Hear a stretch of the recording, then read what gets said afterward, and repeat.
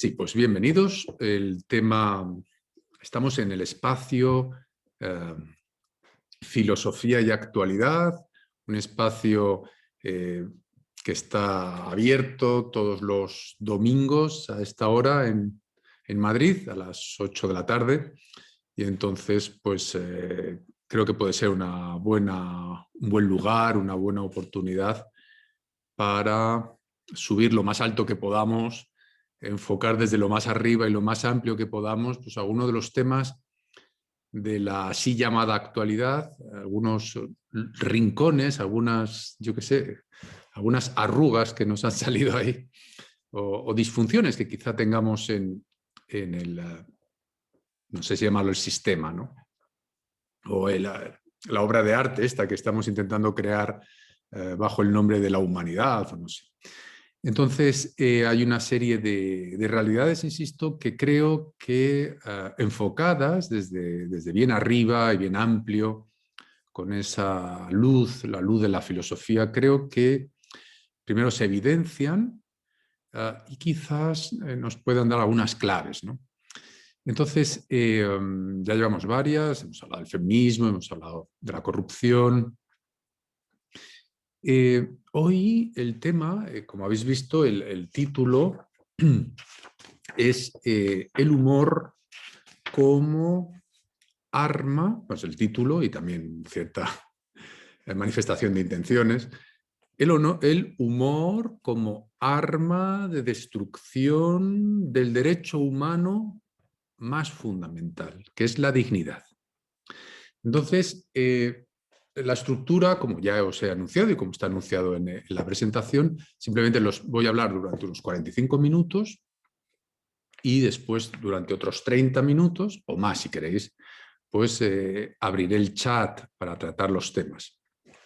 En realidad, mi intención es doble. Por un lado, quiero mostrar, o sea, quiero expresar el rechazo que me produce la normalización y el creciente nivel de utilización del humor, es decir, de la risa, de las posibilidades de la risa, para atacar como forma de violencia, como forma de como armamento, ¿no?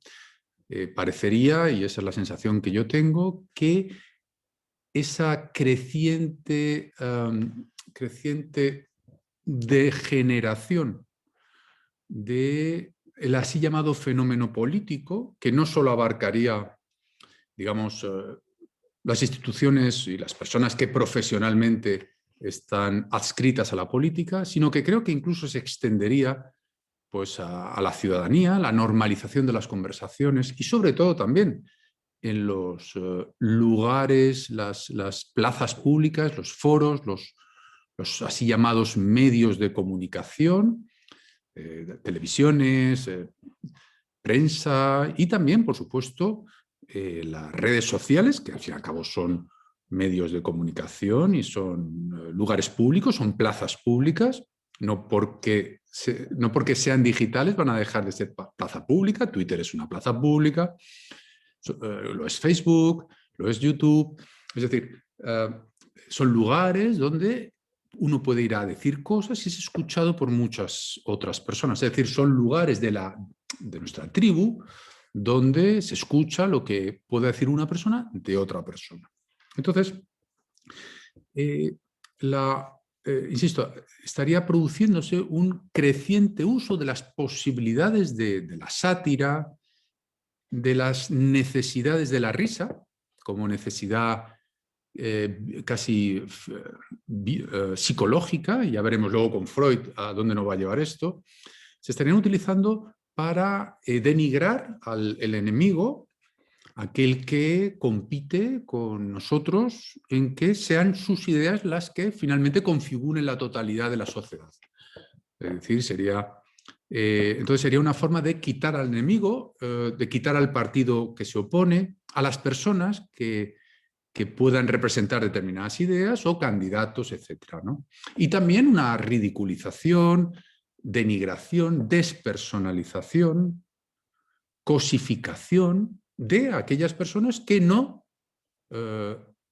que no estén dispuestas a defender o representar las ideas que yo represente, ¿no? Entonces, si esa persona no la representa, pues será linchada en mi mente y provocaré el placer en la mente ajena del linchamiento. Veremos con Freud que en muchos de estos casos lo que habrá es una posibilidad, se me va a brindar la posibilidad de salir de una represión, de la represión de la violencia enorme que he tenido que reprimir para vivir en sociedad, y entonces se me va a dar la oportunidad de destrozar, de canalizar las ganas que tengo en realidad de matar, de desmembrar, nihilizar al enemigo en la mente del otro, en la mente colectiva, porque al fin y al cabo los medios de comunicación son lugares donde se expresaría la mente colectiva. Luego ya si esa persona que hemos denigrado, si luego va por la calle él solo, pues nos da igual, pero el caso es que esté denigrado, digamos, en la plaza pública. Ese sería uno de los lados. Otro de los lados es que me parece muy interesante el hecho mismo del humor, de la risa humana. Ahí voy a ir por otro camino completamente diferente. Voy a utilizar para eso, para el primer tipo de humor, y insisto, basándome en Freud, pensador sorprendente, aunque esté superado en muchas cosas, pero Freud es un mamut, ¿no? Del mamut en el sentido de tamaño y de fuerza, no porque es un pensador que a mí siempre me interesa, parece muy poderoso y muy sorprendente, con todos sus errores, digamos, que puedan, científicos o de hipótesis, etc. Bueno, quiero decir, con Freud distinguiremos entre el humor hostil, el humor violencia encubierta pero en violencia, y el humor inocente. El humor inocente. Y ahí todas, me parece muy interesante desde el punto de vista casi metafísico que eso exista. ¿Y por qué produce? ¿Por qué produce tanta risa? Por ejemplo, un chiste que simplemente juegue con la lógica, ¿no? Un chiste que me gustaba, no pensaba contar ningún chiste, lo podéis imaginar, pero bueno, un chiste que me producía siempre de pequeño, me sorprendía mucho, me dejaba así como impactado, es algo así como decía toc toc, toc toc, y decía no estoy, ¿no? Y luego dice, pues menos mal que no he venido, ¿no? A mí cuando era pequeño eso me producía un placer extraño, es como si me dejaba como fuera del universo, ¿no? Una especie de vuelo repentino. ¿Qué ha pasado aquí? ¿Cómo que no está? Pero entonces, ¿por qué ha contestado? Menos mal que no he venido. Qué reacción tan impresionante, ¿no? ¿Cómo que no ha venido? Entonces, ¿cómo ha llamado? Es algo, me parece muy interesante que produzca ese estallido, esa euforia que llamaríamos casi metafísica, algo así como que se desactive una salida de los cepos de la lógica, lo cual luego con los años me ha parecido que es conectable, y lo vamos a ver, sí, yo creo que me va a dar tiempo de sobra, espero sí. Es conectable con algunos planteamientos del budismo zen, de los koans, ¿no? Que es una especie de boquete que se abre repentinamente en las estructuras de nuestro cosmos aparente. Se rompe la lógica, se rompe tal, y de repente entra una luz, una salida, y salimos como pájaros, ¿no? Salimos como pájaros de una especie de cárcel cósmica, y si ya vamos acompañados por alguien, pues qué maravilla, reírse o ser feliz o hacer un poquito como pellas cósmicas con alguien, ¿no? Sería una especie de maravilla, ¿no? Las parejas de alguna forma también cuando están muy cerca pues se pueden tener esa cosa de reírse juntas, irse juntas, pero claro, estaríamos en un humor, lo que llamaría Freud el humor inocente, muy interesante, muy curioso, muy peculiar, con muchas posibilidades de reflexionar sobre de por qué, la raíz profunda de todo esto, y también que tiene una enorme belleza, ¿no? Aunque, como veréis, estaré más cerca de Platón que de otros, en el sentido de que a mí el espectáculo de la risa descontrolada nunca ha sido para mí un espectáculo especialmente bello. Curioso, pero no especialmente bello. Quizá las lágrimas por la risa, no sé si me parecen tan bellas como las lágrimas por la belleza, la emoción, no lo sé. Eso ya luego en el debate lo veremos, ¿no? Entonces, voy a hacer un recorrido por algunos autores, como os he anunciado, y va a haber una parte. La primera parte va a haber una parte puramente metafísica, de reflexión, de estructura, de dónde estamos, es decir, de repasar las estructuras, los presupuestos que hacen posible que ocurra el suceso psíquico-emocional, o no sé cómo llamarlo, de la risa, ¿no? Se dice, hay quien dice, encontraréis en internet, hay muchísimos tratados sobre la risa, bueno, no muchísimos, pero hay bastantes. Entonces, el tema es, ¿qué es eso? Se dice que los animales no se ríen, no lo sé, yo ahí no voy a entrar mucho, pero sí, sí entraré al final, sí me ocuparé al final de rematar mi sensación de que, desde luego, en el humor hostil sí estaríamos, curiosamente, en algo muy serio, siendo, sí me parecería serio, siendo una fuente de risa. Ahí ya la risa, podríamos decir, que no me hace ninguna gracia. Yo creo que sí tenemos que, como sujetos de la red política, porque todos somos políticos, si no estaríamos en un esquema esclavista. Político soy yo, político eres tú, el que está ahí ahora mismo al otro lado de la pantalla. Somos políticos, somos presidentes, todos somos absolutamente los políticos, ¿no? Claro. Otra cosa es quién puntualmente pueda estar en determinadas funciones, digamos, administrativas, pero políticos somos nosotros, todos. Y por tanto esto es un acto político y debe decirse aquello que no se quiere. A mí personalmente, cuando veo, es muy raro que lo vea, pero me puede llegar por las redes sociales, o la televisión no, porque no la uso, pero redes sociales, etcétera, sí puede ocurrir que de pronto hay programas de humor en la televisión o lo que sea que están montados, y la verdad es que tienen mucha labia las personas que están. Normalmente están en determinados medios de comunicación, cada uno de los cuales tiene una adscripción ideológica, es decir, son como medios de comunicación que parecería que están al servicio, como si fueran una especie de evangelistas, o no sé muy bien qué es, al servicio de determinadas ejércitos, ¿no? O determinadas, ahora lo veremos con Schopenhauer, determinadas pedanterías. Ya vamos a intentar explicar lo que es esto, ¿no? Es decir, simplificaciones, bueno, izquierda, derecha, todo esto. Entonces, lo sorprendente es que normalmente se juntan dos o tres, hay algún invitado que va también más o menos en la misma línea, y entonces parecería, entonces alguien suelta algo, una especie de chiste, un comentario muy hábil, jugando con las palabras, jugando con los defectos físicos de la persona atacada de la otra ideología, y entonces en los otros se ven en la oportunidad. Entonces es como una bomba que se lanza, ¿no?, contra la imagen pública de esa persona. Esa persona es agredida. Sin embargo, curiosamente, produce una enorme risa también en el público, que normalmente está en la misma línea ideológica que el medio que sea.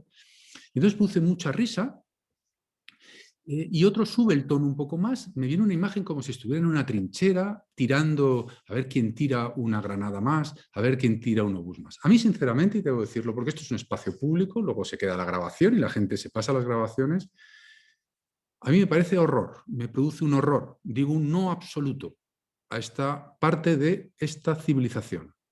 Yo no lo quiero. Entonces, no sé qué hay que hacer. Evidentemente, claro, siempre hay la vía punible, que no lo sé. Habría que ver, ¿no?, el tema legal, habría que ver el código penal, habría que ver el delito de injurias. En cualquier caso, la burla pública, el desprecio, etcétera, estaríamos tocando una zona muy seria. Tan seria como que ni siquiera estaría hablando de, ni siquiera está hablando de lo que se llama en derecho la lege ferenda. La lege ferenda es la ley por hacer, o el iusnaturalismo, algo así como que habría una idea de la justicia más allá de las leyes concretas aprobadas. No, yo estoy hablando desde el punto de vista del derecho positivo. Lo habéis visto en la presentación, ¿no? Yo creo que en nuestra Constitución, estoy hablando de Constitución española, y perdonadme por favor los que estéis en otros países. Bueno, pero vamos, son muy similares, todas las constituciones prácticamente. A ver, hay una cosa básica, que es ¿cuál es la piedra clave de todo esto que tenemos aquí montado? ¿Qué es la piedra? ¿Dónde se sujeta? ¿Para qué está hecho el orden jurídico y político? ¿Para qué es la política? ¿Cuál es su lugar sagrado? ¿Qué es lo que está sacralizado? ¿Cuál es el diamante que es la base del algoritmo de todas las leyes? Pues no es muy fácil. en derecho positivo, que es el derecho puesto, el derecho vigente, es el artículo 10.1 de la Constitución española, que es un artículo que está antes, fijaos, antes todavía de la enunciación de los derechos humanos fundamentales que tenemos. Es antes de los derechos humanos. Es decir, de hecho, tenemos derechos humanos porque tenemos esto que voy a deciros ahora. Si no, no tendríamos derechos humanos. Entonces, lo que se dice es así, empieza así: la dignidad de la persona. La dignidad de la persona es el bueno, me salto unas pequeñas cosas, pero la dignidad de la persona es fundamento del orden político. La dignidad de la persona es fundamento del orden político. Entonces, si un grupo o una persona, para gobernar, es decir, para tener una posición de máxima administración dentro del sistema, lo primero que hace para llegar a eso es echar, es envenenar, podríamos decir, ¿no? Envenenar el manantial fundamental del sistema, que es este. Es decir, ataca la dignidad de una persona. O sea, la dignidad de la persona no quiere decir de los míos, de los que votan como yo, de los blancos, de los negros, de las mujeres, de los hombres, no. De la persona, que por el momento más o menos tenemos claro que es una persona. Bueno, pues que ya sabemos más o menos, ¿no? Persona. Si para acceder al poder ya estoy envenenando eso, obviamente no voy a gobernar lo que... Es decir, no se va a gobernar aquello que se supone que debe ser gobernado. Estaríamos en lo que en la otra conferencia hablamos de la corrupción casi estructural. Es que es otra cosa, distinta. Es decir, si no se respeta a la persona, al oponente, si se le ridiculiza, si se le falta la dignidad, entonces en ese momento ya no estamos en nada. Y cuando digo el gobernante, insisto, hablo de la ciudadanía, porque todos somos los gobernantes. Otra cosa es que, insisto, es que todos somos gobernantes, que todos, cuando estamos en una comida, con una familia, en una pareja, es que la falta de respeto, ya no digamos el maltrato psíquico, ya no vamos al maltrato físico, el insulto, la ironía, el sarcasmo, es decir, todo eso sería algo así como profanar la pieza fundamental. De hecho, casi se podría producir una especie de revolución de efectos inimaginables. Simplemente tocando ahí, simplemente recordando cuál es la piedra fundamental. ¿Y cómo se reconfigure la sociedad como consecuencia de estar atentos a este diamante? De este diamante que está en la ley, que no es una cosa que yo os esté trayendo dentro de una especie de sueño metafísico moral. No, está legislado. Entonces no se le puede faltar el respeto, no se puede saltar la dignidad de la persona. Por tanto, estaríamos en todos esos espectáculos, en todas esas caricaturas terribles, terribles, faltas de respeto, burlas. Esto, y yo personalmente debo decir que no lo quiero, no me gusta. Entonces diría, no, es que este señor, este David López, que no tiene sentido del humor. No, sí, del humor sí, pero es que eso no es sentido del humor, eso es una técnica psicológica de causar la risa. No todo lo que causa risa es bonito, también puede ser descargas eléctricas, también te puedo torturar y producir risa. El hecho de que algo produzca risa y te saque momentáneamente de la tristeza como terapia, no quiere decir que eso que te lo provoca en sí mismo. De hecho, hay todo un circuito entre tristeza y humor que se va alimentando, porque la tristeza, claro, me la voy curando a base de golpes de nihilismo, de estar de vuelta de todo, de estar con una cierta acidez mental, distancia, desencanto. Sí, pero es que ese desencanto que te lleva al propio humor que te ha curado, te lleva a más desencanto y te vas alejando de una cosa que veremos con Freud, que es algo así como la seriedad. Es decir, la felicidad y la alegría previa de la inocencia humana, que no necesita tanto chiste y tanta broma para poder sobrevivir. No necesita sentido del humor para aguantar el mundo. No se lo tiene que tomar con humor, porque no está en el infierno. Entonces este circuito vamos a intentarlo ver un poco cómo es.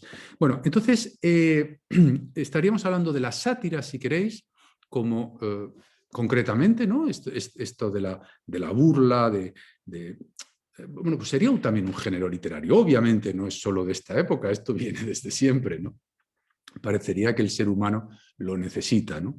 Entonces, la sátira como género literario, hay varias tal, pero no, varias líneas, pero en general no tendría tanto, la historia hasta donde yo sé, no tendría tanto un sentido pues, de moralizar, de decir, no, esto está mal y por eso nos reímos de ello, ¿no? Que también, pero en general se limitaba al placer del linchamiento mental y de la aniquilación de la persona en la mente colectiva, ¿no? Podríamos decir.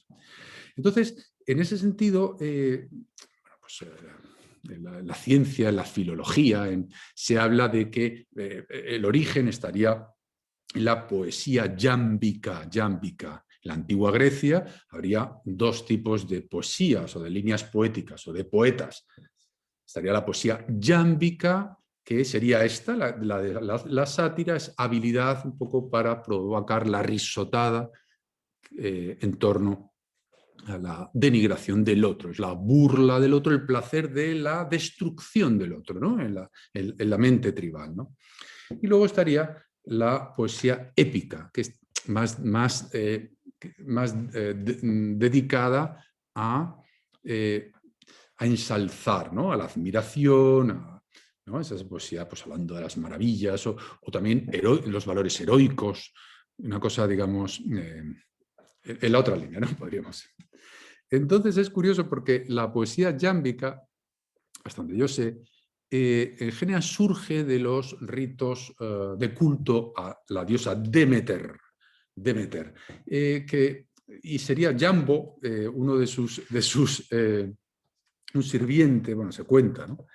Que la habría intentado curar la tristeza. Esto es fundamental, fijaos lo que os digo, en toda la filosofía, psicología de la sátira y del humor, aparecerá una y otra vez su función terapéutica. Hay una tristeza. Hay quien ha dicho alguna vez que los grandes humoristas en la vida normal son gente muy triste y muy amargada. De alguna forma habría generado una terapia, ¿no? Para poder salir de todo esto. El sentido del humor, casi humor en el sentido médico de los humores, los líquidos, activados como sea artificialmente, aunque sea burlándome de lo que sea, con tal de salir. Tendría el humor, tendría algo desesperado, ¿no? Lo cual habría que decir, bueno, ¿y por qué esa desesperación? ¿Qué le pasa al ser humano? ¿Por qué necesitas tanto humor? ¿Por qué tanto chiste, tanta broma, tanta risita? ¿Por qué? ¿Qué pasa? ¿Qué te pasa? Estás triste, esa sería la diosa Demeter, cuya tristeza estaría siendo tratada por este sirviente, ¿no? Entonces, veríamos, si queréis, habría un presupuesto de decadencia, de una falta de frescura inicial, ¿no? Por eso, insisto, estoy preparando ese final de Freud, algo así como que el niño no lo necesitaría, ¿no? Si vamos a Platón, bueno, pues Platón se ocupa también del tema de la risa, etcétera, se ocupa en el Filebo, en ese diálogo, y se ocupa también en la República. Platón es muy crítico, es terriblemente crítico, detesta con toda su alma pues eso, la sátira y sobre todo quizá él detesta la persona que explota, que se muere de risa. Para él sería un descontrol, una persona descontrolada, no quiere que, no se imagina un sabio muerto de risa, porque vería ahí algo así como descontrolado, ¿no? Y es tan importante el carro de Platón, el control de las emociones, etcétera, ¿no? Y, pues, por supuesto, dice que no se pueden representar a los dioses de esa forma, ¿no? En el caso de Aristóteles, sin embargo, que también es muy famoso, aparecería en la Poética, en el libro este de la Poética, que aparece en el nombre de la rosa, por cierto, en esa obra de Humberto Eco, la Poética, sí parece Aristóteles que está a favor de la risa, la comedia, etc. Pero cierto es también en el caso de Aristóteles que sorprendentemente, yo creo que ahí está menos sutil, menos divino, digamos, que Platón. Platón es otra cosa. Aristóteles depende. Para mí son amores diferentes, ¿no? Los amo a los dos, pero son muy diferentes. Sí que parece Aristóteles estar a favor de la risa, del escarnio, para destacar los defectos de alguien, ¿no? Lo cual a mí personalmente no me gusta, sinceramente.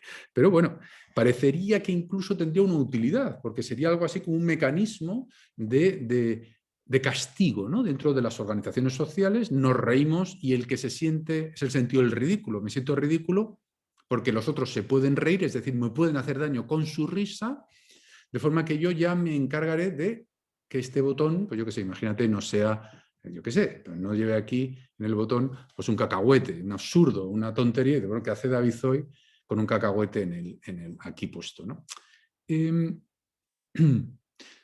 Claro, eso es para que esté estable, para que esté, digamos, entonces la risa, la burla, permitiría a la sociedad algo así como controlar, ¿no? Castigándole con el dolor, no olvidemos el dolor que produce ver a los demás reírse de uno, ¿no?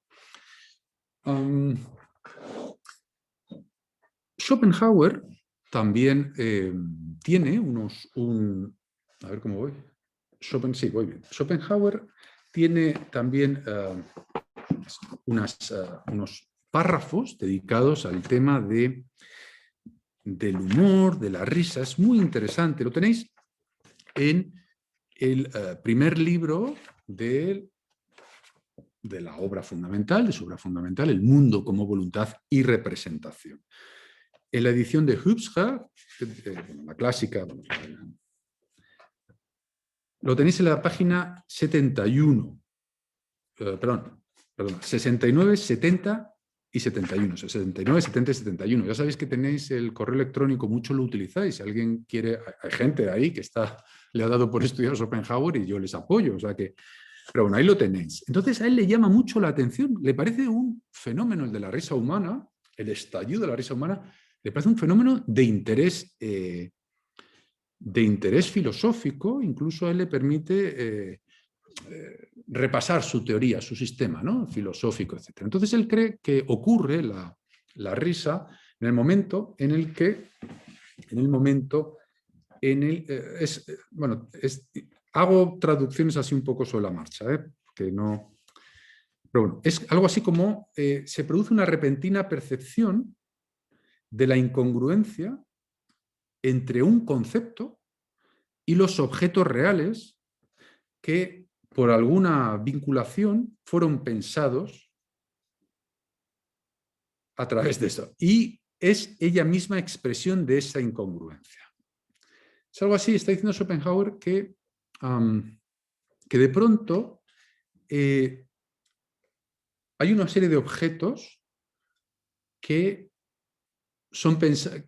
evocarían un objeto, un concepto. Imaginemos que, yo qué sé, aparecen unas palomas en el río, pues que sabéis que tienen muchos colores y yo qué sé, y alguien pues están juntas y están así muy juntas y se acerca una tercera paloma y así como con más colores y una de ellas se separa. Entonces de repente, ¿qué podría pasar? Podría pasar de repente que hiciera gracia que apareciera el concepto de un matrimonio muy unido, pero no con tantos colores, una de ellas como una tercera paloma que viene un poco a seducir a uno de los miembros de la pareja. Entonces, de pronto, si de pronto alguien hace ese comentario y habla de una tensión en una especie de trío amoroso, entonces de repente son subsumidos en lo que no corresponde, ¿no? Se produciría una subsunción inesperada y produciría una especie de estallido y casi de libertad ontológica. También, de alguna forma, también la subsunción, por ejemplo, pues si se ve un pingüino o se ve, yo qué sé,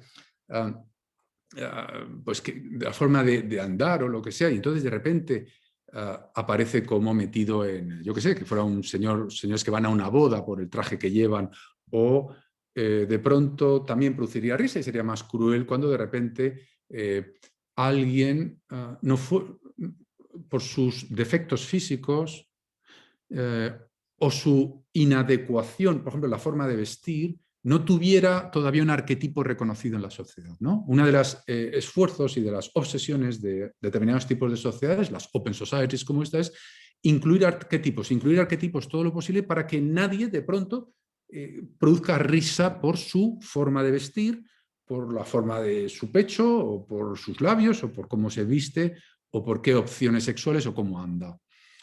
Entonces, entonces, ¿qué pasaría? El concepto de mujer, por ejemplo, o de hombre, de pronto se vería que no coincide con ese hombre que va andando por la calle, que digo, ¿eso qué es? Un payaso, eso es un payaso.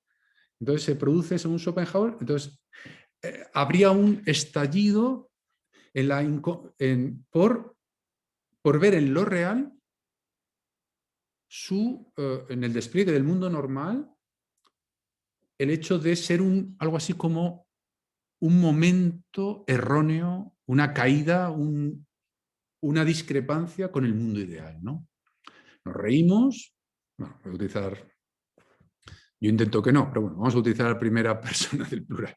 Es decir, cuando algo se sale de lo arquetipizado, de nuestro cosmos estructural, ¿no? Entonces, si alguien lleva un pelo fuera, ahora, hoy en día es más difícil, ¿no? Pero sí es cierto, nos reímos cuando produce risa como una especie de placer que alguien se quede fuera del cosmos, que sea una caricatura, ¿no? Esto me parece interesante en el caso de Schopenhauer, pero lo más interesante no es eso, lo que me parece Schopenhauer. Lo más interesante es que él cree que hay que hay una forma especial de bufonada, podríamos decir, ¿no? La bufonada, que es la pedantería, que es un tema muy interesante, muy interesante. Si no quiero perder, bueno, la pedantería. La pedantería, él habla del pedante. Se me olvidó decir que Schopenhauer, desde el punto de vista moral, en su comportamiento, en sus escritos, desde luego no es ejemplar. Incluso puede llegar a ser extraordinariamente desagradable.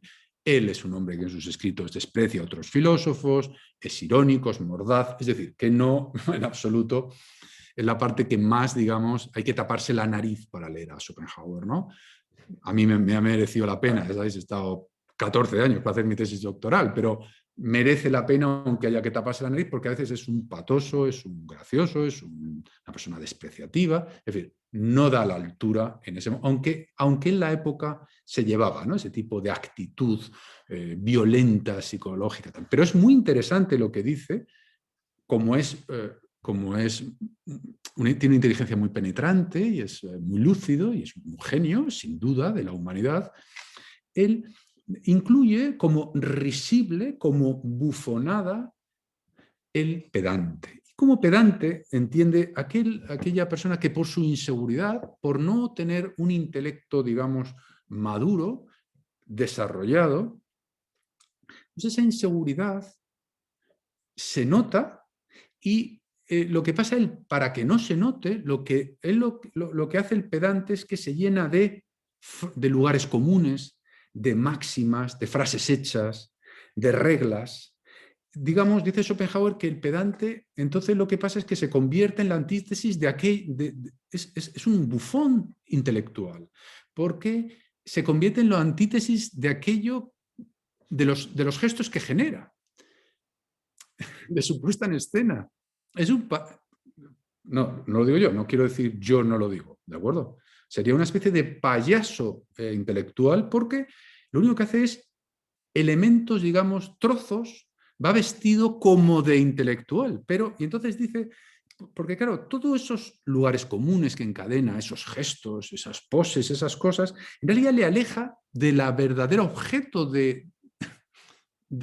que es lo sutil, la complejidad de realidad, los matices, todo esto se le queda. Y entonces, en el arte, dice, el pedante en el arte lo que produce, eso lo creo profundamente, lo que crea son productos que están como sin vida, que son rígidos, que son como amanerados, son cosas, muchos productos del arte, si lo ves, está lleno de lugares comunes, son panfletos ideológicos, están sin vida, son una impostura, podríamos decirlo, ¿no? Lo que pasa es que, bueno, las cosas hoy en día, quizá el arte más desarrollado hoy en día, el más sin duda es el marketing. Por tanto, un buen arte de marketing es eso. Andy Warhol, ¿no? Cuando afirmaba eso, de que el marketing unido al arte, eso lo puede llevar a no sé dónde. Pero sin duda eso se nota, y entonces, claro, sería risible para Schopenhauer. Yo creo que no es risible, pero sí es destacable, ¿no? Hemos hablado de la rigidez. Él habla de, saldrían productos rígidos, tendrían como sin vida. Son como pegotes, incluso los discursos, las conferencias, cuando están llenas de pedantería, es decir, de inseguridad encubierta o o de quitar el vértigo del misterio a base de dogma y tono, eso, aparte que es que tiene como un peso, una rigidez, no hay quien se lo trague, más que por obligación, ¿no? Entonces, eso me permite saltar a Nietzsche, que es un caso muy especial en todo esto de la risa, etc. Nietzsche se pasó, según él, se pasó no sé cuantísimos años y toda su juventud sin reír. Además, eso es que producía, lo decía Luz Salomé, su gran amor, decía, es que tiene algo como un peso, una gravedad, una seriedad que no hay quien pueda con Nietzsche, es agotador, ¿no? Entonces esa gravedad, ¿no? Le faltaba una cosa que él tanto soñaba, ¿no? Que es la ligereza, ¿no? Entonces Nietzsche, sin embargo, creo que respecto del tema del humor y de la alegría y de la risa, creo que hay dos obras. Una es El nacimiento de la tragedia, en el espíritu de la música, repito, El nacimiento de la tragedia en el espíritu de la música, que es una obra maravillosa, que escribe cuando es joven, cuando está enamorado de Wagner y de su mujer, Cosima, bueno, no, enamorado de Cosima, sobre todo de Wagner, entusiasmado, y ahí él lo que hace es criticar, digamos, el drama, el teatro griego antiguo, y criticar cómo pasa de a un autor como Esquilo, pues en el teatro las personas irían a ver personas ejemplares, heroicas, etcétera, y dirían, ah, qué maravilla lo que hacen y ojalá pudiera yo llegar a eso. Y cree Nietzsche que hay una decadencia que sobre todo se manifiesta en Eurípides, de forma que se lleva a escena, se pone, digamos, en la tele de los antiguos griegos, se ponen lo zafio, lo grotesco, lo feo, aquello que el espectador le permite identificar sus más bajas pasiones, dejar de estar de puntillas, es la risotada fácil, es la vulgaridad, el populismo, es decir, es dar rienda suelta, por fin puedo no reprimir mis peores instintos, ¿no? Entonces, en ese sentido, quizá Nietzsche está apuntando a una especie de desafío heroico permanente del ser humano, ¿no? Sin embargo, luego ya, muchos años después, escribe la Así habló Zaratustra. Esa obra, que escribe en 1882, esa obra la escribe después de haber conocido a Luz Salomé, enamorarse de ella y ser arrasado, literalmente arrasado, por la belleza de Luz Salomé, descomunal, su risa de diosa, según él, una risa que explotaba todo y parecía que estaba más allá del bien y del mal, su ligereza contra su pesadez. Nietzsche se siente a sí mismo un plomo filosófico, un plomo moral, un plomo emocional. Le falta, como digamos, glamour o magia, o no sabemos. Entonces, él lo cierto es que escribe la Así habló Zaratustra para no morir. Es decir, él lo dice expresamente, tenía dos opciones, el suicidio por desamor, porque Luz Salomé ya no le quiere, bueno, es una larga historia, ¿no? Pero por no matarse. Entonces escribe una obra que es una obra rarísima, a mí me impacta, no me gusta, pero me fascina, es una mezcla rara. No me gusta, pero me fascina, no sé muy bien eso cómo se une, pero y ahí él, está luchando, él es una obra, algo así como que se fabrica una sustancia de palabras para su propia depresión, para no suicidarse. Y se nota mucho, se nota mucho. Y entonces os recomiendo, hay varios, digamos, capítulos, en uno de ellos, hay uno que se llama Sobre el leer y el escribir. Bueno, y ahí encontráis bueno, frases tan conocidas de Nietzsche. Yo solo creería en un Dios que fuera capaz de bailar, ¿no? Cosa que él no es capaz. También habla... y cuando vi mi propio demonio, lo encontré ahí tan serio, tan fundamentado, profundo. Era el espíritu de la gravedad, o sea, como del peso, ¿no? Schwere, del peso, que a través de él caen todas las cosas, de Schwere, ¿no? Del peso, de Geist de Schwere. Luego dice, no es a través de, no es por la ira, sino por la crueldad, por lo que se mata. No es por la ira, sino por la risa, por lo que se mata. Venga, arriba, vamos a matar al espíritu de la pesadez o de la gravedad. Él lo que quiere es, con la risa, como terapia, quiere matar su propio espíritu de la gravedad. Espíritu que, por otra parte, probablemente le ha apartado de la mujer maravillosa que amaba, guapísima, inteligentísima, mágica, libre, todo. Luz von Salome, ¿no? Entonces, es muy interesante, él saca la risa como terapia, como bomba final, riámonos ya para poder matar el espíritu de la gravedad. Entonces, esto de la gravedad, del peso, quedaros, unidlo a pedantería también, ¿eh? Acordaos que estaba diciendo Schopenhauer algo de rígido, como la realidad rígida, como cementada, falsa, de cartón, ¿no? Bien, otro autor que vamos a conectar es Henri Bergson, que es un autor que, si me conocéis y me seguís hace tiempo, pues es un autor que me gusta mucho, con lo cual no tiene mucho mérito, porque Henri Bergson es absolutamente delicioso. No hace falta coincidir en todo, para sentir que un autor es delicioso.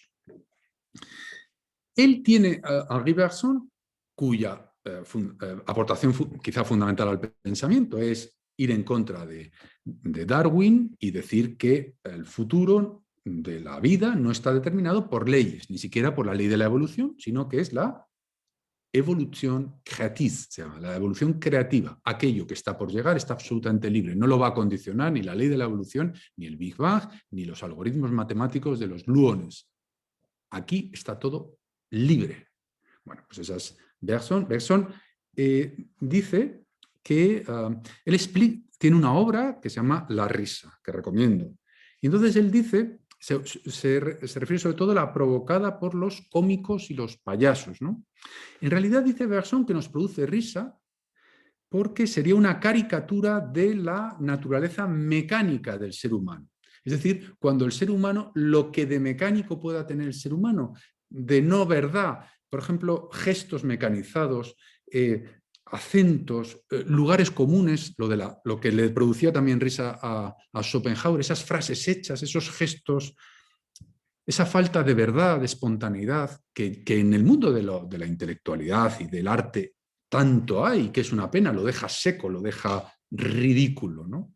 Vamos a decir, es ridículo, ¿no? Pero claro, bien vendido, ojo, que el que algo sea ridículo desde el punto de vista artístico e intelectual no quiere decir que no pueda vender millones y millones, eso no tiene nada que ver.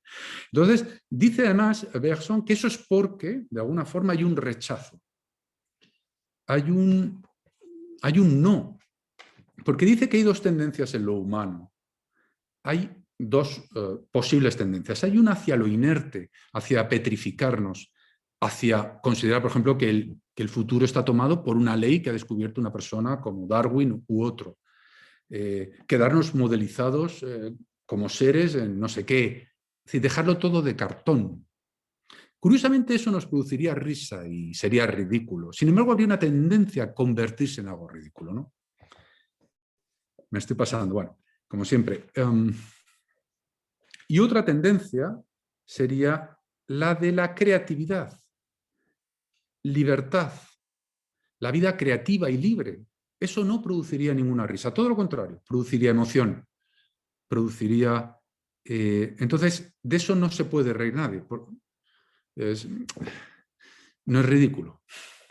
Bueno, Pero me interesa mucho lo de la rigidez, aquello que no soportaba en sí mismo Nietzsche. Yo creo que injustamente consigo mismo, porque si algo no tiene Nietzsche, desde luego, es pedantería, por lo menos filosófica. Pero bueno, a lo mejor moral sí o no lo sé, o no lo sé. Pero sí dice Bergson que cuidado, y avisa que, si bien es cierto que hace una especie de metafísica de la risa muy interesante, avisa que el humor, la sátira, puede causar un gran daño. ¿Cuál es? Si puede producir un gran daño a una persona, ¿cómo es posible que se siga haciendo, ¿no? En ese sentido ya llegamos a Freud. Bueno, Freud, yo creo que, como he dicho antes, Freud es un pensador y un escritor absolutamente ineludible. Ineludible, vamos. Yo hice hace muchos años en la Complutense una parte de mi doctorado, lo hice sobre Freud, y la verdad es que fue para mí un auténtico descubrimiento. Claro que hay muchísimas cosas superadas, pero ojo con la lectura de Freud, ¿no? Entonces, Freud tiene una obra que se llama El chiste y su relación con lo inconsciente. El chiste y su relación con lo inconsciente. Su tesis fundamental es, la tesis fundamental de Freud es que, en virtud del chiste, pero básicamente del chiste intencionado, no inocente, se daría la oportunidad de desinhibir impulsos que están latentes en el ser humano, que básicamente el instinto de la violencia, de la aniquilación, destrucción, linchamiento, tortura, es decir, de aquella persona que se ponga en medio de sus propios intereses, es decir, que le sea un obstáculo para lo que sea porque es un obstáculo en la carretera, o sea un obstáculo para conseguir sus objetivos políticos, o sea un obstáculo para lo que sea, para ser el número uno en algo y tenga un competidor, lo que sea. Entonces, Freud lo que sostiene es que existe una enorme tensión previa. Hay primero una prohibición por ley. Obviamente todas las sociedades han controlado estos instintos, pero si no las tribus se matarían. Es como cuando estamos con niños. O les frenamos que no se peguen, obviamente, si no, pues... Entonces, no solo eso, sino que también habría una represión intelectual cuando uno asume intelectualmente, pero solo en la zona del yo, no del ego ni del super yo, acordaros de eso. Bueno, el caso es que hay una represión, está reprimido, está controlado. Entonces, ¿qué pasa? El chiste hostil, el chiste intencionado, cruel, daría la oportunidad de desahogar esa posibilidad y eso produciría un placer prohibido, un placer salvaje, que sería la propia risa, ¿no? Por fin podría disfrutar de una manifestación de la propia violencia. Y es más, si eso además se comparte, es decir, si somos varios los que nos estamos riendo de alguien, voy a repetir, reírse de alguien, significa compartir en la mente el espectáculo interior de la denigración de esa persona. Se cosifica, se lleva a esa persona a eso que llamaba Bergson lo mecánico, la convierto en cosa, le retiro la dignidad. Sin embargo, el propio Freud también nos da un toque al final, después, por cierto, de hacer un análisis, que, oye, lo recomiendo, el chiste y su relación con lo inconsciente, hace un análisis racional de un montón de chistes, pero vamos, un montón. Yo la verdad es que me lo he pasado fenomenal, pero frío como un témpano, analizando chistes muy curiosos de la época, sobre todo de judíos. Es muy curioso el análisis, ¿no? del fenómeno del propio chiste, su propia estructura y sus posibilidades, ¿no? Y entonces él lo que pasa es que termina su obra, su opúsculo, este ensayo, así, ¿no? En los tres mecanismos de nuestro aparato anímico proviene, pues, el placer de un ahorro. Y los tres coinciden en constituir métodos de reconquistar, extrayéndolo de la actividad anímica, un placer que se había perdido precisamente a causa del desarrollo de esta actividad. Pues la euforia que tendemos a alcanzar por estos caminos no es otra cosa que el estado de ánimo de una época de nuestra vida en la que podíamos llevar a cabo nuestra labor psíquica con muy escaso gasto. Esto es, el estado de ánimo de nuestra infancia, en la que no conocíamos lo cómico, no éramos capaces del chiste y no necesitábamos del humor para sentirnos felices en la vida. No necesitábamos del humor para sentirnos felices en la vida. Se podría decir que, que lo sintomático de los excesos del humor es que normalmente son sintomáticos de un exceso de tristeza, de nihilismo, de desencanto, ¿no? Cuando hay que tomarse con demasiado humor la vida es que la vida no va bien. Por tanto, de alguna forma se podría estar en esos excesos del humor que yo creo que han tomado bueno, pues las redes, ¿no?, de la sociedad actual. Habría dos cosas: una despersonalización, unos excesos de la violencia política encubierta y desprecio de la dignidad humana, el artículo 10.1 de la Constitución, y por otro lado quizás habría demasiada necesidad de reírse, ¿no? Habría que preguntarse por qué. Quiero quedar, de todas formas, dejaros con una sensación maravillosa. El humor inocente me hace pensar, como os he dicho, no solo en determinados fenómenos de los koanes y del zen, esa distancia, esas boquetes que se abren repentinamente con un chiste o con son como salidas, como de volar. Requieren también el chiste y es una cierta distancia emocional, se dice, ¿no? Por eso también el humor británico, pero cuidado con esa distancia emocional. Cabría, pensemos en el Samkhya también, ¿no?, del yoga, Samkhya Yoga, la distancia del mundo, pero cabría, yo creo, una distancia infinita para poder tener ese sentido del humor, pero también con un amor infinito. Yo no creo que sea imposible la distancia y el amor. Incluso yo creo que cuanto más distancia, más amor. Por tanto, cabría un chiste, cabría un comentario liberador, ¿no?, que llevara a todo el mundo a un vuelo por encima del universo, ¿no?, de los principios morales, de lo que es el matrimonio, de lo que es tal. No pasaría nada. Pero algo así como, sonará cursi, lo sé, pero una especie de humor con amor, ¿no? Humor-amor, ¿no? Sería un humor maravilloso, ¿no? Y lo otro, pues como os he dicho, me parece terrible, no me gusta y no lo quiero. Entonces, quiero que conste que, contundentemente, me parece un horror lo que estamos normalizando. Bueno, como siempre me he pasado, pero hay tiempo para vosotros. Nada, os paso ya el chat para que hagáis vuestros comentarios, que lo penséis un poquito y enseguida pues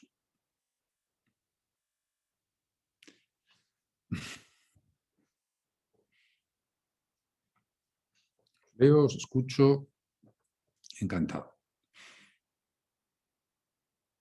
Bueno, como en este espacio ya sabéis que hemos establecido lo del respeto absoluto, ¿no? Por tanto, sé que cualquier broma o cualquier humor pues llevará a ese principio. Por tanto, yo creo que se puede uno reír con respeto, ¿no?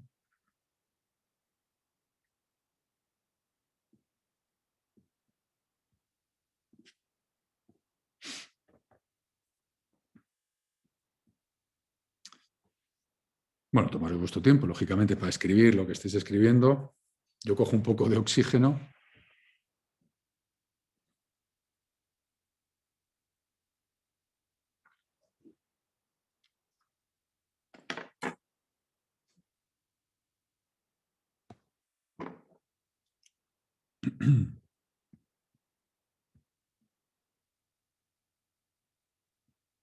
¿Alguien quiere decir algo? ¿Queréis...?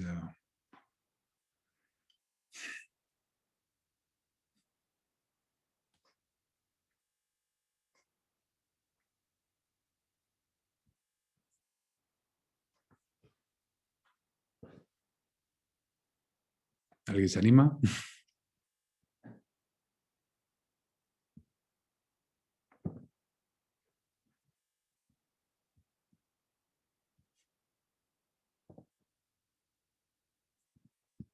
No sé si es que no me están llegando los... Ah, ok.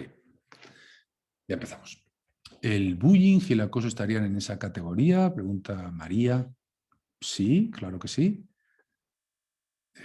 Estaría en esa categoría. Sería en determinados estados quizás de la evolución del ser humano, en infancia, incluso adolescencia. No estaría, quizás visto desde Freud, todavía no se habría controlado lo suficiente el instinto básico de crueldad y de violencia que parece que acompaña al ser humano, a la especie humana, y de alguna forma se canalizaría, curiosamente, con una cierta inocencia biológica, porque normalmente lo que se haría es castigar con el ácido, ¿no? El ácido de la risa, porque la risa produce ese tipo de risa produce enorme placer al emisor o los que la comparten, generaría, sería como echar ácido, ¿no? A la cara del receptor, ¿no? De la persona de la que se están riendo, ¿no? Sea directamente o indirectamente, ¿no? Si uno, por ejemplo, supiera, cualquiera de nosotros, que somos objeto de burla y de desprecio y de que se hacen bromas sobre nosotros y risas, pues produce mucho dolor. Entonces, curiosamente, normalmente se dice, yo no sé mucho de esto, o casi nada, lo del bullying, etcétera, pero sí es verdad, me acuerdo del colegio, suelen ser mecanismos casi salvajes de exclusión del que no es normal. De hecho, los adolescentes y los niños tienen enorme miedo de no ser normal, de llevar algo, por ejemplo, algún tipo de ropa o algo que pudiera alterar o pudiera provocar la ira de los miembros de ese grupo biológico, ¿no? Creo que incluso pasa en algunos sectores animales también, pasa, no sé si pasa incluso en los gallineros, que cuando una gallina está enferma, los demás van a masacrarla, ¿no? Entonces, en esos también depende el tipo de persona, no todos los personas estarían, pero bueno, entonces, ¿qué pasa? Lo que pasa es que hoy a donde iría también mi conferencia es, yo lo que quisiera es denunciar, si es posible, que es que eso se ha normalizado, pero no tanto por ese rechazo biológico de lo diferente, sino que se ha normalizado como forma normal del debate político, como espectáculo en los medios de comunicación y como llega mucho por WhatsApp, etcétera, llegan como caricaturas, parodias, etcétera, de los oponentes políticos. Yo creo que es intolerable y no debería ser. Ataca al diamante fundamental de nuestro sistema. Se convierte en un lugar muy desagradable, aunque aparentemente sea muy agradable, que provocaría por otra parte más tristeza, que requeriría todavía mucho más humor y más bufonada. Sería un circuito. Es decir, la bufonada malintencionada generaría una caída generalizada de la ilusión o de la belleza social, y eso a su vez requeriría más bufonada. Y así en un circuito que creo que no es muy bonito, muy sano. ¿Alguna cosa más, amigos?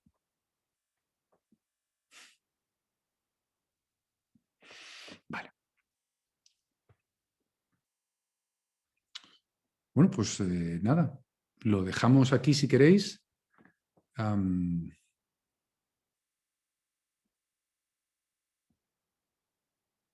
Lo dejamos aquí. Bueno, ya sabéis que... mira, Humberto Carrasco. Humberto, fenomenal. Me imagino que desde Alemania. ¿Son también criticables las caricaturas en los periódicos? Sí, mucho. Depende también. Es que depende. Yo creo que, como diría Kant, el único medidor es la buena voluntad. Y sin ser tan... depende la intención. ¿Hasta dónde llegamos? Puedo hacer una caricatura de ti, puedo hacer una caricatura de mí. ¿De acuerdo? ¿Cómo exagerar algunos rasgos, algo así como únicos, que parece que caracterizaría mi zona más mecánica. De alguna forma, una caricatura también en sentido Bergson sería una mecanización de mi ser, ¿no? Hombre, no gusta, a nadie le gusta, pero bueno, pueden tener su gracia, incluso ser cariñosas. El problema no sería tanto eso, como algo que sorprendentemente sigue activo, que son determinadas publicaciones que en muchos países realmente llegan a un grado de profanación del respeto hacia personas, dioses, creencias, con una agresividad impresionante. Pero lo más llamativo de estas publicaciones es que son tendenciosas, porque no son ecuánimes. Curiosamente, solo es algunas religiones, no otras. Solo cargan hacia un lado de la ideología y no otro.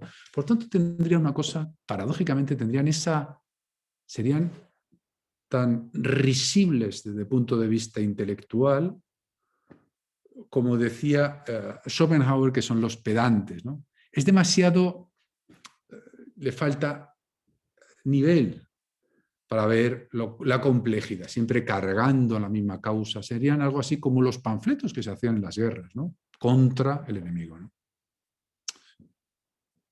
A mí me produce horror, sinceramente. No voy a dar nombres, por supuesto, no ese es el tema de este espacio, pero yo personalmente ese nivel de caricatura, de desprecio, de ridiculización, me parece delictivo.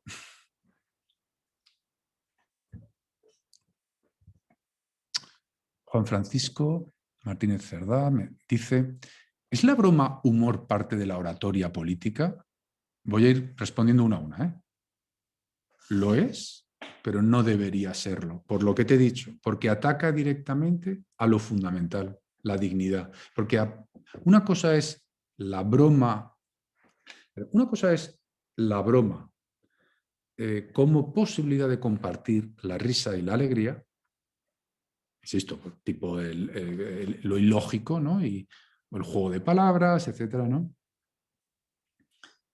Pero otra cosa es irónica la risa de la política, sí, exacto, la ironía. Es decir, estoy envolviendo de aparente, estoy haciendo un ataque disfrazado de no ataque, estoy metiendo una bomba, estoy destrozando la imagen de alguien o su actor o su acción en la mente colectiva, porque es ahí donde se trata. Estoy atacando a su honor, a su dignidad.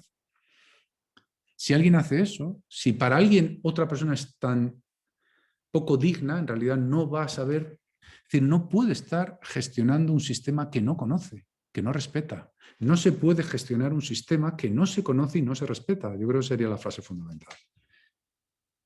¿Es un desvío de lo importante? Absolutamente. Porque al final no estamos, porque al final es que el orden político no es una oportunidad para, no es una oportunidad para ganar dinero, ni para poder, ni para no sé qué, ni para celebrar elecciones, ni para nada. Solo tiene un fundamento, la dignidad humana, nada más. Entonces, una de las cosas ya que aprovecho, y ahora sigo contestando, que nunca he entendido, ya lo dejo aquí grabado, ¿no? ¿Por qué se ríen tanto ¿Cuál es la gracia en los mítines? ¿Cuál es la gracia? ¿Dónde está esa risa? ¿Qué es? ¿Una alegría de qué? ¿De haber encontrado ideas útiles para la sociedad? Esa alegría tan monstruosa de haber ganado las elecciones, esas risas, esos chistes, ¿qué es? Por la alegría inmensa que produce, que concretamente gestionar. Produce tanta alegría gestionar algo tan complejo como es una sociedad humana. ¿Dónde está la gracia? ¿O es para que nos relajemos, para compartir?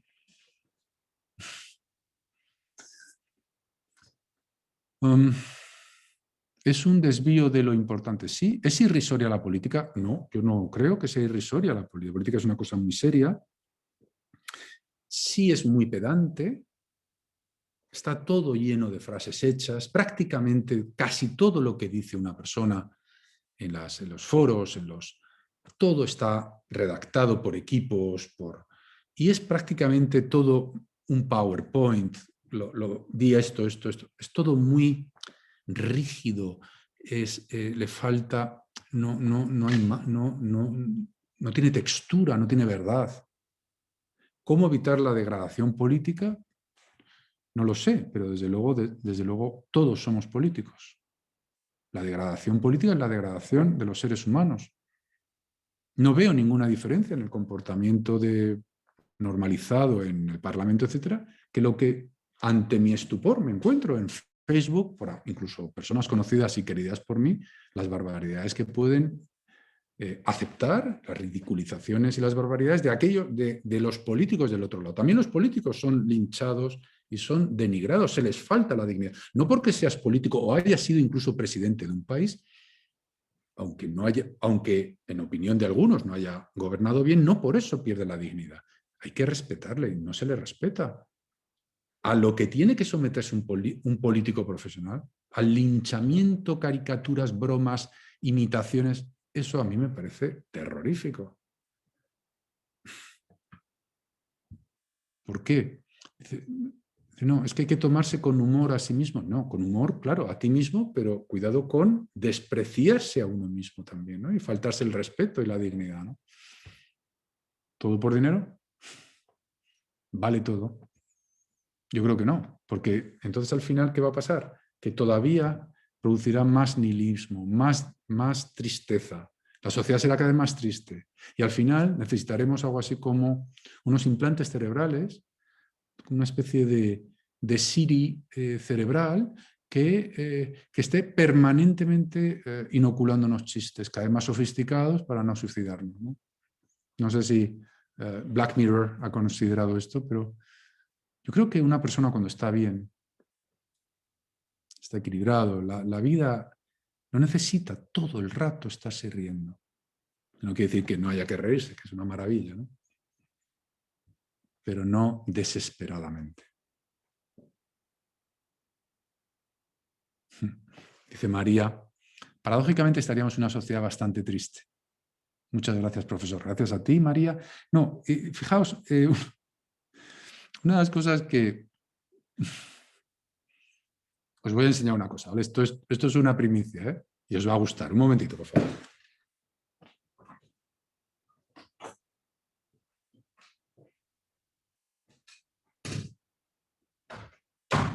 Mirad.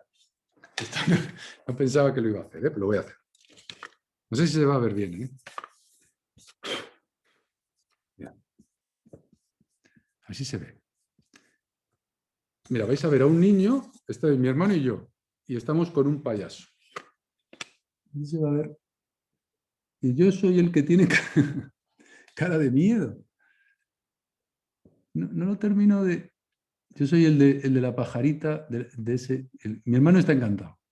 Y yo estoy un poco como, ¿qué es esto? Bueno, esto no pensaba hacerlo, pero bueno, es lo que permite esta libertad y esta espontaneidad que da esto. Lo que quiero decir es, unas cosas que me parecían, y oye, los payasos no pueden ser gente más maravillosa, no digamos ya los que van a hacer reír a los niños, de cáncer, maravilloso. Solo que a mí personalmente siempre me producían miedo y tristeza, sobre todo tristeza, el payaso triste. Algo así como que tendrían algo de medicinal, no sé si me explico. Igual que me produce tristeza el olor a medicinas, me produce tristeza un quirófano. El payaso, que es necesario y es maravilloso. Si alguien es un payaso, no lo sé, que se dedique profesionalmente, por favor, que no se ofenda. No, hay que decir gracias, pero tiene algo medicinal. Y hay algo como de tristeza. No hace falta estar todo el rato. Y luego también habría un estado que sería el humor como amargo, ¿no? Cuando las cosas, una persona considera que ha fracasado, entonces está como ácido, ¿no? Se llama ácido. Entonces está como soltando acidez, quitándole emoción constantemente a aquel ingenuo que todavía se crea que la vida merece la pena. Estaría como bajando, quitando emoción, poniendo distancia permanentemente. Entonces, contra eso, habría un nihilismo, si queréis, ¿no?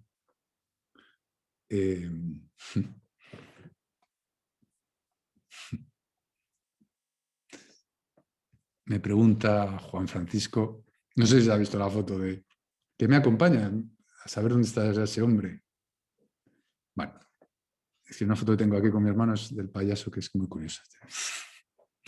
¿Qué piensas de la figura del Joker o la figura del loco del tarot? Pues mira, esa figura del Joker tendría algo también, algo tendría que ver con esa, con esa llamada atención de Platón. Platón, respecto a Aristóteles, le podéis ver, Platón es mágico, también es inquietante, también puede llevar, pero Platón de alguna forma es más sutil, ¿no? Podríamos decir. Entonces, ¿qué sería el loco?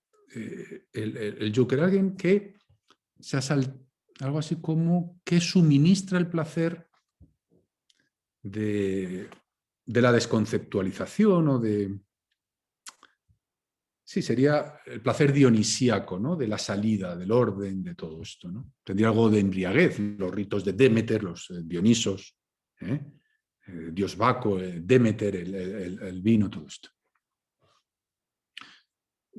Por tanto, cierto, yo no lo he visto, pero sí es cierto que hay, tenemos el Joker, ¿no? De Batman, que eso se lo he visto con mis hijos, esta película, inquietante, terrible. Claro, hay un momento también que el payaso, al estar tan fuera, tener esa distancia, también es una distancia moral absoluta, de forma que podría llegar a unos grados de crueldad y de despersonalización brutal, ¿no? Si yo me río si yo me llego a reír absolutamente de todo, podría incluso desactivar al ser humano y convertirlo en un trozo de carne o un trozo y morirme de risa, ¿no? Tenéis el Drácula de Bram Stoker también muriéndose de risa en esa película tan buena, ¿no? De Coppola, creo que es de Coppola, ¿no? Que se ríe de las emociones morales del ser humano, ¿no? O sea, tiene en ese sentido una crueldad infinita, ¿no?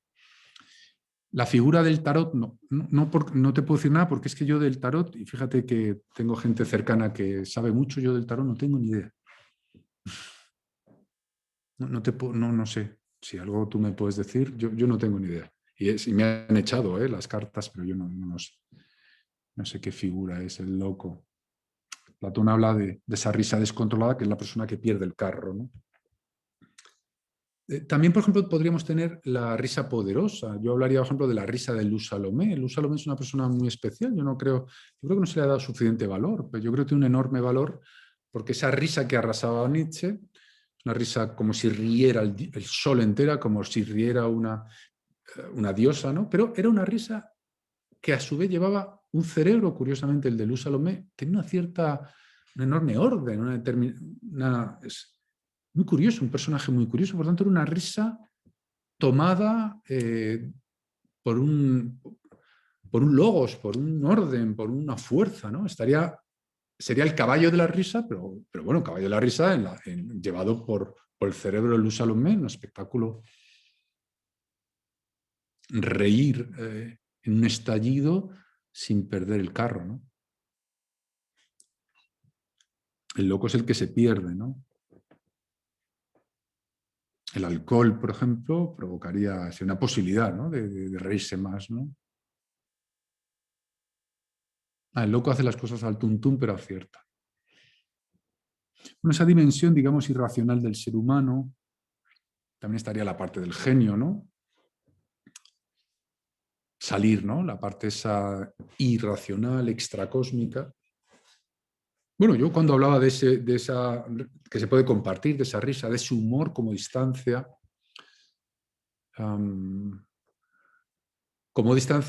si la única cosa que estamos viendo aquí es cuando la risa, esa maravilla, se provoca activando algo que es letal para el proyecto humano, creo que es la denigración del otro ser humano y la violencia. Entonces, en ese sentido, si me hago, provocaría más tristeza. Este es lo que estamos hablando. Y luego, si lo llevamos al plano político, pues afirmar que es absolutamente intolerable.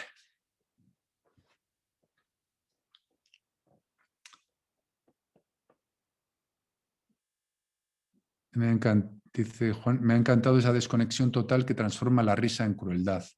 Muchas gracias, David. Gracias a ti, Juan. Pero eso puede pasar. Llega un momento en que puedes estar tan de vuelta de todo, tanta distancia de todo, que llega un momento en que hay un determinado chiste o comentario que es realmente apocalíptico. No deja nada en pie. Daría igual absolutamente todo. Todo. Es verdad que hay un momento que uno sienta que afloja el cepo del sistema moral, de temas sexuales, de temas, yo qué sé. Es verdad y da un alivio, es como que se suelta una salida. Pero por otro lado, inocula y envenena zonas que de verdad nos tenemos que pensar mucho si lo queremos envenenar eso, esos manantiales. Si de verdad no custodiamos la dignidad humana, insisto y repito contundentemente, el artículo 10.1 de la Constitución española, y no sé cuáles son en otros países, entonces el sistema salta por los aires. Y podríamos asistir a fenómenos, una especie de gran, no sé cómo llamarlo, una gran apocalipsis de la risa y una especie de humor letal, de todos convertidos en payasos y haciendo bullying todo el mundo con todo. Personalmente yo eso no lo quiero, no me hace ninguna gracia. Bueno, si tenéis alguna cosa más, bueno, yo creo que nos vamos a ir a... ¿Tengo alguna pregunta aquí? Sí, es verdad. Vale, Gladys Cook, que creo que también entras desde Alemania, creo, Gladys, ¿sí? ¿Qué me puede decir de las personas poseedoras de un humor negro? Vale, yo te voy a responder. El humor negro normalmente, el humor negro, que se supone que es el humor de acidez, que de alguna forma está propiciando la risa, es decir, placer del horror. Es decir, convertir el horror en vez de una fuente de dolor, en vez de que el horror me cause dolor, lo que hago es que el horror lo compongo y me produce placer. Podría incluso canalizar una cosa que Schopenhauer identificaba con el mal puro, que es la crueldad. Es decir, habría personas, muy pocas, decía Schopenhauer, yo también lo creo, muy pocas, que de verdad, gozan con el dolor ajeno. Lo normal, decía Schopenhauer, es gozar. Lo normal es sufrir con el gozo ajeno. Eso sí. Pero tanto como gozar, o sea, obtener el gozo viendo sufrir es raro. Lo hay, pero también hay bastante. Entonces, el humor negro de alguna forma sería una oportunidad de, trayendo horrores y también permitir activar zonas muy reprimidas, imaginemos, por ejemplo, racismos salvajes, y sacado, en mi grupo me permitiría a todos una especie de éxtasis de salir de lo reprimido. Imaginemos chistes terribles, ¿no? Que es que no quiero ni decir sobre judíos, sobre discapacitados, sobre gente en África que no sé qué, sobre gente en silla de ruedas. En realidad, lo que estaría pasando es que se compartiría algo así como una huida. En realidad se estaría activando lo que uno en realidad lleva dentro, ¿no? El humor negro también presupondría una rabia contenida, ¿no? Tiene mucho éxito porque es muy salvaje, se hace confundir con la libertad de expresión y la libertad de expresión es una... hay que tener cuidado con eso porque la libertad de expresión no existe sin límites. Sin límites no es libertad de expresión, eso no existe. La libertad de expresión está limitada en todos los planteamientos que se hayan hecho jamás. No puedes decir todo lo que quieras. No puedes insultar y llevar. Entonces hay un determinado humor que efectivamente es terrible. A mi juicio. Hay que tener cuidado con qué placeres nos permitimos, pero también puede ser un placer, yo qué sé, muchos otros, denigrar sexualmente, hay muchos placeres locos que pueden ser activados, pero yo creo que entonces la sociedad se convierte en un auténtico disparate. Entonces, de alguna forma, en nuestra educación, pues hombre, hay que intentar, o sea, no darlo por normal, creo yo. Parece que somos aquí una especie de moralistas. Sí, yo creo que merece la pena llamar un poco la atención sobre determinados desvaríos de nuestra civilización. Pues, queridos amigos, muchas gracias, espectador anónimo. Me gustó mucho esta clase, pues un honor. No sé quién eres, pero seguro que eres un ser humano, seguro, por el momento. Y fíjate que sin saber quién eres siempre es un honor, porque eres un ser humano y ya vale. Tu dignidad está por ser humano. Y entonces, para mí es una emoción, no sé quién eres. ¿Te das cuenta? Si esto lo tocamos, se va todo.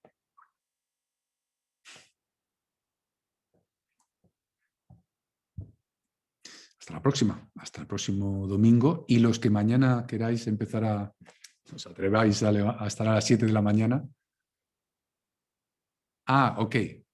Vale, pusiste anónimo por error. Bueno, pues mira, sirvió para esa reflexión. Ya sabes que mañana abro a las 7 de la mañana mi espacio de reflexión, va a ser, perdón, de meditación. España, todos los días. Os sugiero que lo probéis, aunque os parezca muy duro, la hora, etcétera. Creo que es algo muy bello lo que he preparado. Ojalá os animáis. Mañana a las 7 de la mañana, el que esté, pues hasta dentro de unas horas. Gladys, a todos, pues un placer, adiós. Y hasta el domingo o hasta mañana a las 7.